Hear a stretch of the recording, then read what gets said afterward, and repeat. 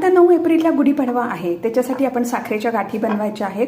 त्याच्यासाठी मी हे आप्पे पात्र घेतलेलं आहे आणि आपण बाजूनी जवळजवळ 7 याला मी तूप लावून घेतलेलं आहे। साखरेच्या गाठी बनवण्यासाठी मी दोरा स्वच्छ धुवून घेतलेला आहे। आपण दोरा ह्याच्यामध्ये असा अरेंज करून घेतलेला आहे सर्व, बघू शकता।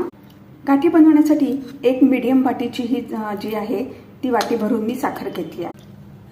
पॅनमध्ये आपण साखर घेऊया। अर्धी वाटीला कमी थोडं मी पाणी घातलेलं आहे। मंद गॅसवरती आपण ही साखर विरघळवून घेऊया। चांगली विरघळली, त्याच्यावरती जे काळं हे आलेलं असेल पाणी ते सगळं आपण काढून टाकायचं आहे।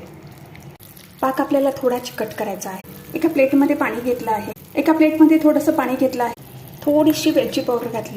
पाक आता होत आला आहे। 1 टीस्पून आपण तूप घालायचं आहे, मिक्स करायचं आहे। पाक झाला आहे, विरघळत नाहीये पाण्यात। विस्तव बंद केले। आप्पे पात्रामध्ये गरम असतानाच आपण हे सगळं फटाफट घालायचं आहे। आता थोडं थंड होऊ दे। आपली साखरेची माळ आता